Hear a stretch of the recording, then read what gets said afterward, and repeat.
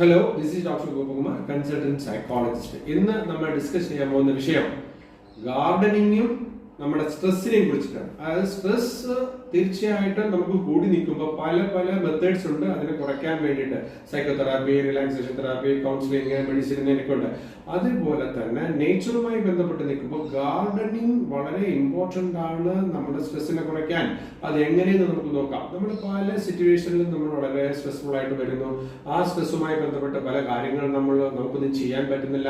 അങ്ങനെ ഇരിക്കുന്ന അവസരത്തിൽ നമ്മളൊരു ഗാർഡനിങ് അല്ലെങ്കിൽ ഒരു വെജിറ്റബിൾ കൾട്ടിവേഷൻ, നേച്ചറുമായി ബന്ധപ്പെട്ട ഈ കാര്യങ്ങൾ നമ്മൾ സ്റ്റാർട്ട് ചെയ്യുമ്പോൾ തീർച്ചയായിട്ടും നമുക്ക് ഒരു നല്ല ബെനിഫിറ്റ് അവിടെ കിട്ടുന്നു എന്നുള്ളത്. അത് എങ്ങനെയെന്ന് നോക്കാം. അതായത് നമ്മളിപ്പോൾ ഗാർഡനിങ് ചെയ്യുമ്പോൾ ആ ഗാർഡനിങ്ങിന് ഉപയോഗിക്കുന്ന ഓർഗാനിക് മാനുവറിൽ നിന്നും ഒരു നല്ലൊരു ബെനിഫിഷ്യൽ ബാക്ടീരിയ അവിടെ ഉണ്ട്. അത് മൈക്രോ ബാക്ടീരിയം വർക്കേ എന്ന് പറയുന്ന ഒരു മൈക്രോ ഓർഗാനിസം ആണ്. അതൊരു ബാക്ടീരിയയാണ്. അത് ബെനിഫിഷ്യൽ ബാക്ടീരിയ ആണ്. ഈ മൈക്രോ ബാക്ടീരിയം വർക്കേ എന്ന് പറയുന്ന ഈ ബാക്ടീരിയ നമ്മുടെ സെറോട്ടോണിന്റെ അളവ് കൂട്ടുമെന്നാണ് പറയുന്നത്. എന്താണ് സെറോട്ടോണിൻ?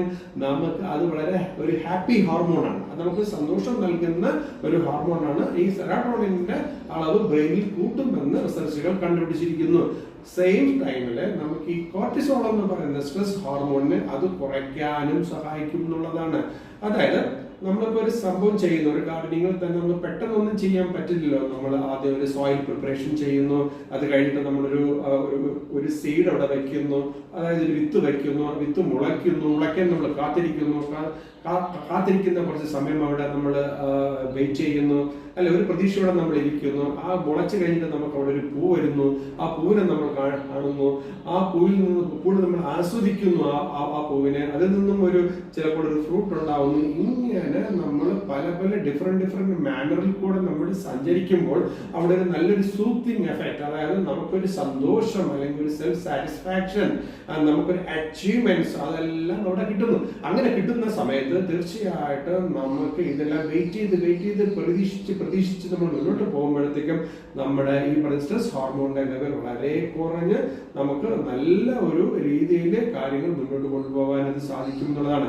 അതായത് ഈ നേച്ചറും മനുഷ്യരും ബാക്ടീരിയയും ഇതൊക്കെ വളരെ കണക്റ്റഡ് ആണ്. അപ്പൊ ഇതിനെല്ലാം നമ്മൾ ഒരു സയന്റിഫിക് എഫക്റ്റ് അവിടെ കാണുന്നു എന്നുള്ളതാണ്. അങ്ങനെ ഗാർഡനിങ്ങിൽ കൂടെ തീർച്ചയായിട്ടും നമുക്ക് നമ്മുടെ സ്ട്രെസ്സിനെ കുറയ്ക്കാൻ സാധിക്കും എന്നുള്ളതാണ്. Thank you very much.